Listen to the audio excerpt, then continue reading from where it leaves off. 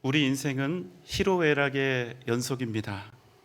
순서대로 기쁨, 노여움, 또 슬픔, 즐거움이라고 하는 이 네 가지의 감정이 우리의 일생을 통해 끊임없이 반복되고 교차된다는 그런 의미입니다. 모든 인생은 이 네 가지를 경험하면서 살 수밖에 없는 것이죠. 그 누구도 이 법칙에서 벗어나지 못합니다. 아무리 많은 것을 가지고 있는 사람이라 할지라도, 아무리 높고 대단한 명예를 가지고 있는 사람이라 할지라도, 아무리 이 땅에서 좋은 친구들을 많이 가지고 있는 사람이라 할지라도 반드시 이 네 가지의 감정을 번갈아 경험하며 살아갈 수밖에 없습니다.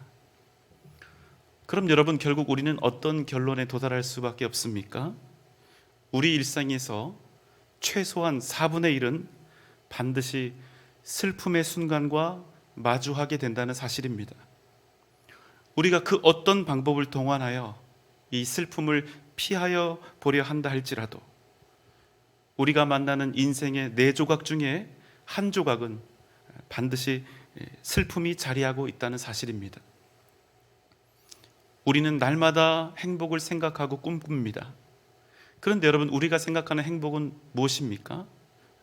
기쁨과 즐거움만 있는, 희와 락만 있는 그런 삶을 우리가 행복이라고 정의하고 그런 삶을 얻기 위해서 우리가 땀 흘리며 살아가고 있는 모습을 우리가 보게 되는데요.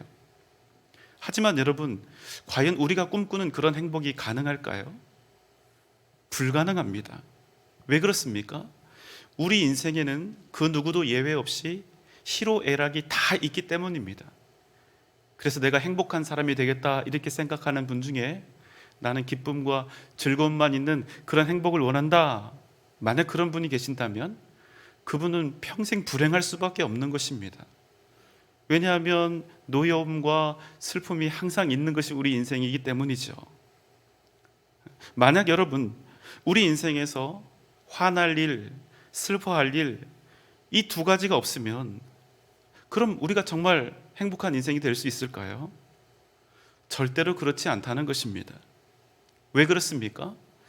인생의 진정한 행복은 그저 기쁜 일, 즐거운 일에서 오는 것이 아니라 진정한 의미와 가치에서 오는 것이기 때문입니다. 우리 인생의 진정한 행복은 단지 지금 내 인생이 얼마나 기뻐할 일들과 즐거워할 일들로 둘러싸여 있는가, 이게 아니라 비록 내가 지금은 슬픔과 고뇌 속에 있으나 그럼에도 내 인생이 얼마나 가치 있는 인생인가, 내가 얼마나 의미 있는 삶을 살고 있는가, 이것으로 우리의 행복이 결정된다는 것입니다. 만약 단지 기쁨과 즐거움이 행복의 조건이요, 그저 풍요와 만족이 행복의 이유라면 저희 집만 봐도 정말 개팔자가 상팔자인데요, 주인 잘 만난 개나 고양이가 여러분 사람보다 더욱 행복한 삶을 살아가고 있다, 이렇게 말할 수 있는 거 아니겠습니까? 여러분, 우리가 한 가지 꼭 기억해야 할 것이 있습니다. 우리가 만나는 슬픔과 가난함, 연약함과 고통들이 모두 다 우리에게 불행을 가져다 주는 것은 아니라는 사실입니다. 한 소년이 있었습니다. 이 소년은 6.25 전쟁의 폐허 속에서 유년 시절을 보냈습니다. 13살 때 아버지가 세상을 떠났습니다. 그런데 이 소년이 아버지를 잃은 후 얼마 되지 않아서 중학교 2학년 때 축구공에 눈을 맞았는데 그게 망막 박리를 일으켜서 결국 두 눈을 다 잃게 됩니다. 이 소년은 어렸을 때부터 교회에 다녔는데 그에게 얼마나 많은 신앙의 갈등이 있었을까요? 그런데 이 소년의 슬픔은 이것으로 끝나지 않습니다. 금쪽 같은 아들이 실명했다는 그 소식을 들은 어머니가 충격으로 돌아가셨고, 큰 누나는 소녀 가장 노릇하다가 너무나 일을 많이 하고 열심히 하다 보니까 과로가 되어서 결국 죽게 됩니다. 이렇게 해서 남은 세 남매는 하루아침에 고아가 되어서 뿔뿔이 흩어지게 되었는데요, 13살짜리 남동생은 철물점으로 가고 그 밑에 여동생은 고아원으로 가고 볼 수 없는 그는 맹인 학교에 가게 되었습니다. 소녀는 생각했습니다. 결국 내 인생은 점쟁이나 안마사가 되겠구나. 그렇게 했습니다. 삶을 포기하고 싶었던 수많은 순간들이 그에게 찾아왔습니다. 그러던 어느 날 다른 사람들과 자꾸만 비교하며 낙심하고 절망하는 자신의 모습을 본 것입니다. 그리고 자기 인생이 가루처럼 부서지는 이 슬픔 속에서 그는 다시 하나님을 찾고 주님을 만나게 되었습니다.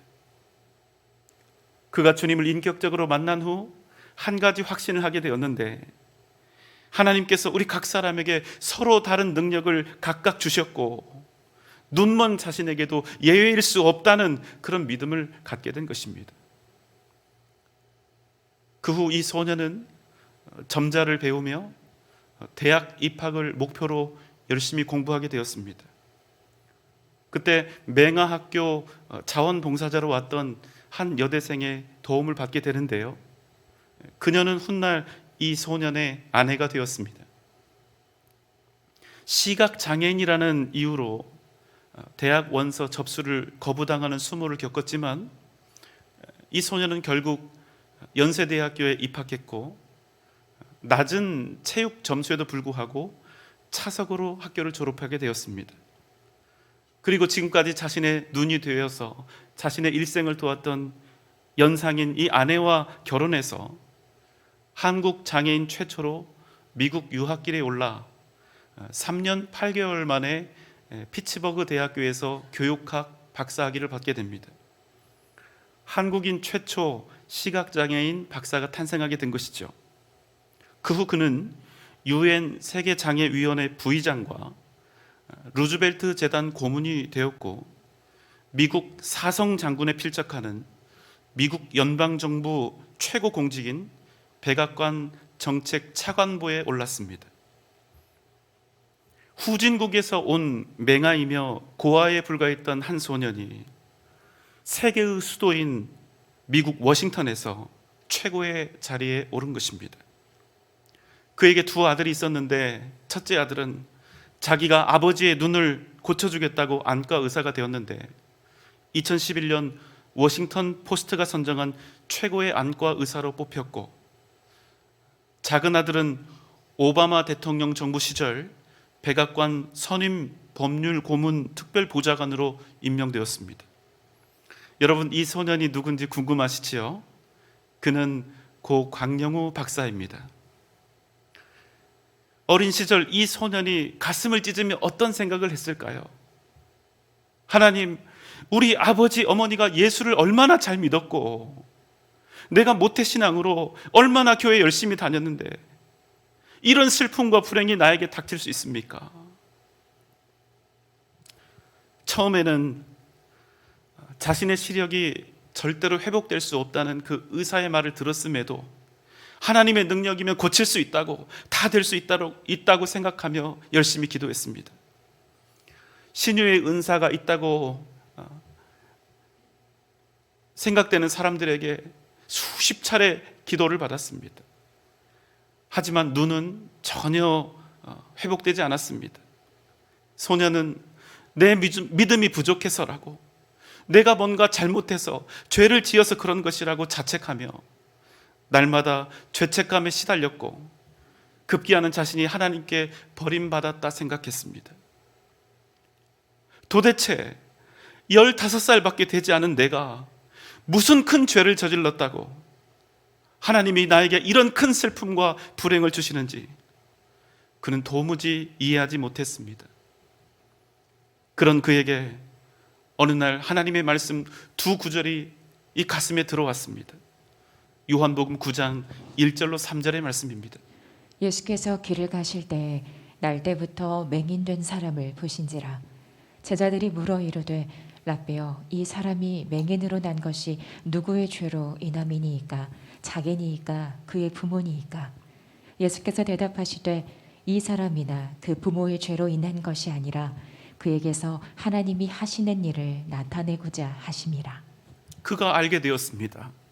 바디메오가 맹인이 된 이유는 그의 죄 때문도 그의 부모의 죄 때문도 아니었다는 사실, 오직 바디메오를 통하여 하나님이 어떤 일을 하시는지 그것을 나타내고자 하심이라는 말씀이었습니다. 맹인 소년 강영우는 이 말씀 앞에서 자신이 지금까지 가지고 있던 죄책감을 내려놓을 수 있었습니다. 고린도서 12장 7절로 10절의 말씀입니다. 여러 계시를 받은 것이 지극히 크므로 너무 자만하지 않게 하시려고 내 육체에 가시 곧 사탄의 사자를 주셨으니 이는 나를 쳐서 너무 자만하지 않게 하려 하심이라. 이것이 내게서 떠나가게 하기 위하여 내가 3번 주께 간구하였더니 나에게 이르시기를 내 은혜가 내게 족하도다. 이는 내 능력이 약한 데서 온전하여짐이라 하신지라. 그러므로 도리어 크게 기뻐함으로 나의 여러 약한 것들에 대하여 자랑하리니 이는 그리스도의 능력이 내게 머물게 하려 함이라. 주님께서 그토록 사랑하시는 바울에게 이 육체의 가시와 고통을 주신 것은 그의 믿음이 부족했기 때문이 아니라 그의 연약함 속에서 하나님의 살아계심과 그리스도의 능력이 더욱 온전하게 나타나게 하시는 목적이 있었다는 사실입니다. 이 말씀을 가슴에 새긴 맹인 소년 강영우는 만약 그렇다면 나의 고난에도, 나의 이 견딜 수 없는 슬픔과 아픔에도 분명히 하나님의 선하신 뜻과 계획, 목적이 있으리라는 확신이 생겼던 것입니다. 그날 이후로 소년은 다시는 자신의 눈을 고쳐달라 기도하지 않았습니다. 자신에게 닥쳐온 장애를 더 이상 장애로 삼은 것이 아니라 하나님의 능력이 자신에게 머물게 하는 축복의 도구로 삼은 것입니다. 그리고 그는 믿음으로 하나님의 뜻을 구하며 자신의 일생을 살아가기로 한 것입니다. 앞이 보이지 않는 장애인, 고아 소년, 불쌍한 강영우, 슬픔과 불행으로 가득 찬 강영우가 아닌 이제는 믿음의 사람 강영우로, 하나님의 뜻을 따라 살아가는 강영우로 거듭날 것을 다시 한번 그가 다짐했던 것입니다.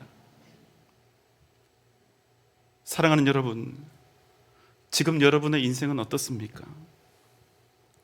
우리 인생에 날마다 닥쳐오는 수많은 희로애락 중 여러분은 지금 어떤 때를 지나가고 계신지요? 날마다 여러분 안에서 기쁨과 즐거움이 넘쳐나고 있습니까? 아니면 반대로 노여움과 슬픔이 넘쳐나고 있습니까? 오늘 우리가 함께 나눌 말씀은 우리 인생의 희로애락 중 우리에게 슬픔이 닥쳐왔을 때 우리가 어떻게 믿음으로 살아가야 할지에 대한 고민을 함께 나누려고 합니다. 때는 포로로 잡혀있던 이스라엘 백성들이 예루살렘을 다시 재건하기 위해 예루살렘 땅으로 돌아온 지 근 100년이 다 되어가는 그런 시점입니다. 이미 1차와 2차에 걸쳐서 상당한 수의 유대인들이 예루살렘으로 돌아왔고 이미 성전도 재건이 다 된 상태입니다. 하지만 여러분, 그토록 애타게 소원했던 예루살렘 성전이 재건되었을 뿐 아니라 더 많은 이스라엘 백성들이 예루살렘으로 돌아왔음에도 불구하고 그곳에 있는 백성들의 형편이 전혀 나아지지 않았다는 사실입니다. 페르시아 아닥사스다 왕 20년에 있었던 일입니다. 느헤미야 1장 1절로 3절입니다. 하가랴의 아들 느헤미야의 말이라. 아닥사스다 왕 제20년 기슬루월에 내가 수산궁에 있는데 내 형제들 가운데 하나인 하나니가 두어 사람과 함께 유다에서 내게 이르렀기로 내가 그 사로잡힘을 면하고 남아있는 유다와 예루살렘 사람들의 형편을 물은즉 그들이 내게 이르되 사로잡힘을 면하고 남아있는 자들이 그 지방 거기에서 큰 환난을 당하고 능욕을 받으며 예루살렘 성은 허물어지고 성문들은 불탔다 하는지라. 느헤미야는 수산궁이라고 하는 곳에 머물고 있었습니다. 하지만 그는 날마다 조국 이스라엘과 예루살렘을 가슴이 사무치도록 그리워하며 살았습니다. 언젠가 반드시 돌아가야 할 자신의 나라와 민족을 애타게 사모하고 있었던 것입니다. 그때 느헤미야의 형제 중 한 사람인 하나니가 다른 이들과 함께 유다에서 수산군까지 무려 1600km에 달하는 멀고 험난한 여정을 거쳐 느헤미야를 찾아왔습니다. 그들을 본 느헤미야가 무엇보다 먼저 이 질문을 합니다. 바벨론에서 포로 생활하다 자유를 얻어 고향 예루살렘으로 돌아갔던 나의 이스라엘 백성들은 지금 어찌 살고 있는가? 그곳의 형편은 어떠한가? 느헤미야의 마음은 항상 예루살렘을 향해 있었습니다. 하나님께서 이스라엘을 회복하시리라는 그 약속을 반드시 성취하시리라 믿고 소망하였기 때문입니다. 그러나 막상 하나님을 통해서 듣게 된 유다와 예루살렘의 사정은 결코 녹록지 않았습니다. 예루살렘으로 귀하는 하나님의 사람들은 하나님께 받은 그 땅에서, 하나님이 주신 그 땅에서 오히려 큰 환난을 당하고 능력을 받고 있었을 뿐 아니라 예루살렘 성은 허물어지고 성문들은 다 불타버렸던 것입니다. 당시 예루살렘으로 돌아온 이스라엘 백성들은 정치적, 군사적, 경제적으로 매우 열악한 환경 속에 있었습니다. 그저 믿음 하나로, 그저 이스라엘을 다시 재건하려는 열정 하나로 돌아왔으니 그럴 수밖에 없었습니다. 자신들이 70년 동안 살던 모든 터전을 페르시아에 다 남겨두고 그야말로 맨주먹 붉은 피로 돌아온 것입니다. 당연히 예루살렘을 차지하려는 그 적대 세력들은 그들을 조롱했고 핍박했고 날마다 위협했습니다. 그러니 아무리 우리는 여호와 하나님께 택함 받은 거룩한 백성이다 이렇게 외쳐봤자 돌아온 귀한 자들이 만나는 현실은 초라하기 그지 없었습니다. 생명을 다하여 예루살렘 성전도 재건했건만 여전히 정치적으로 군사적으로 위태로웠을 뿐 아니라 먹을 것조차 넉넉하지 못했던 그 귀한 자들의 삶, 여러분 그들의 심정이 어떠했을까요? 기쁘고 좋았을까요? 행복하고 만족스러웠을까요? 70년 포로 생활 동안 이스라엘 백성들은 다시금 돌아갈 예루살렘을 꿈꾸었습니다. 430년 애굽의 종살이에서 이스라엘을 구원하셨던 그 하나님, 홍해를 가르시고 40년 광야에서 그들을 인도하시며 먹이셨던 그 하나님, 그리고 끝내 가나안을 얻게 하셨던 하나님, 가나안에서 큰 나라 이스라엘을 세우고 다윗과 솔로몬 같은 위대한 왕들을 통해 영광된 나라를 이루게 하셨던 하나님, 그들은 그런 하나님만을 꿈꾸었을 것입니다. 아무리 포로였다 할지라도 70년 동안 삶의 기반이 있었던 페르시아가 아닙니까? 살던 집과 터전이 다 있었던 그 나라가 아니었습니까? 그럼에도 그들이 그 모든 것들을 다 버리고 예루살렘을 향해 다시 돌아갈 수 있었던 이유는 여러분 무엇이었겠습니까? 바로 그 하나님을 그들이 기대했기 때문입니다. 다시 예루살렘으로 돌아가기만 하면, 다시 예루살렘 성전을 재건해서 그 성전을 하나님께 올려드리기만 하면 이전날 이스라엘이 가졌던 그 위대한 승리와 영광이 반드시 다시 회복되리라 믿었던 것입니다. 이스라엘을 위협했던 적들은 꼼짝 못하고 항복하고 땅에는 기름진 농작물들이 기적처럼 알아서 자라고 광야에서 만나와 메추라기를 먹이시고 지면에 그것들을 풍성하게 내리셨듯이 배불리 먹고 풍요로운 삶을 하나님께서 살게 하실 줄 그들이 기대했던 것입니다. 그들은 그게 옳고 그것이 마땅하다 여겼습니다. 하지만 여러분, 귀한 자들이 실제로 만났던 현실은 어떠했습니까? 그들은 여전히 가난했고 여전히 배고팠고 여전히 핍박받는 그 모습들이었다는 사실입니다. 다 버리고 돌아왔는데, 목숨 걸고 성전을 재건했는데 적들의 공격은 더 거세지고 자신들이 원했던 영광과 풍요로움, 자신들이 기대했던 하나님의 능력, 자신들이 원하는 방식의 하나님의 기적은 하나도 나타나지 않은 것입니다. 그래서 여러분 어떻게 되었을까요? 그들이 하나님께 실망하고 낙심하게 된 것입니다. 이에 얼마 지나지 않아 그들은 다시 예전의 삶으로 돌아가게 됩니다. 가난한 자들이 헐벗고 굶주릴 때 부유한 자들은 가난한 자들에게 곡식을 빌려주며 높은 이자를 받았고, 이를 갚지 못하면 자신의 종으로 삼아버렸습니다. 이방인과 혼인하지 말라는 명령에 따르지 않았고 안식일에 매매하고 일하기를 다시 했습니다. 여호와 하나님의 말씀을 무시했고 다시 자신들의 삶에 유익한 대로 이방의 풍속을 따라 살기를 즐겨한 것입니다. 그래서 여러분, 이들이 어떻게 되었습니까? 그들은 다시 영적으로 피폐해지고 썩어지고 어두워지고 침체되는 그런 악순환을 반복하게 된 것입니다. 그 결과가 바로 오늘 3절의 말씀입니다. 다시 3절입니다. 그들이 내게 이르되 사로잡힘을 면하고 남아있는 자들이 그 지방 거기에서 큰 환난을 당하고 능욕을 받으며 예루살렘 성은 허물어지고 성문들은 불탔다 하는지라. 예루살렘 성은 허물어졌고 하나님의 백성들은 그 땅에서 환난과 능욕을 당하고 있었던 것입니다. 4절 말씀입니다. 내가 이 말을 듣고 앉아서 울고 수일 동안 슬퍼하며 하늘의 하나님 앞에 금식하며 기도하여 이르되 하늘의 하나님 여호와 크고 두려우신 하나님이여 주를 사랑하고 주의 계명을 지키는 자에게 언약을 지키시며 긍휼을 베푸시는 주여 간구하나이다. 느헤미야는 예루살렘과 하나님의 백성들이 당한 소식을 듣고 슬퍼했습니다. 그냥 일시적으로 잠시 슬퍼한 것이 아니라 가슴을 찢으며 수일 동안 아파하며 크게 통곡하며 슬퍼한 것입니다. 느헤미야는 이스라엘이 회복되는 그날을 꿈꾸며 살았습니다. 그것이 비록 이방 땅에 살고 있었지만 그를 가슴 뛰게 했던 가장 의미 있고 중요한 일이었습니다. 하지만 그 모든 기대와 소망이 일순간에 무너지게 된 것입니다. 그래서 그는 견딜 수 없는 슬픔에 빠져 몇 날 며칠을 애곡하며 울었던 것입니다.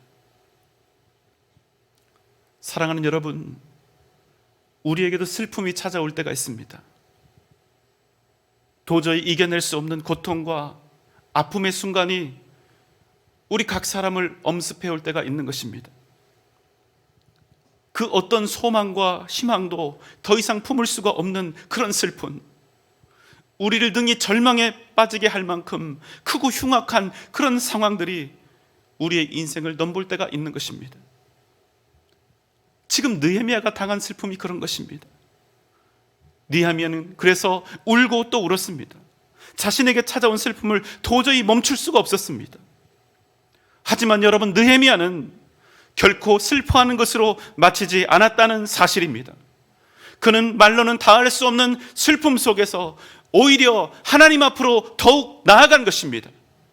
그는 자신에게 다가온 슬픔을 오롯이 슬픔으로 받아들이되 그 모든 슬픔의 이유와 목적들을 다 들고 살아계신 하나님 앞으로 달려간 것입니다. 그는 하나님 앞에 금식하며 기도했습니다.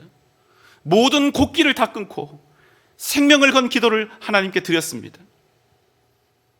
단지 자기 목숨을 무기로 삼아 하나님께 드리는 기도가 아니라 나의 생명이 오직 하나님께 있음을, 이스라엘의 살고 죽음이 오직 하나님께 있음을 자기 육체에 새기며 기도하기 원했던 것입니다.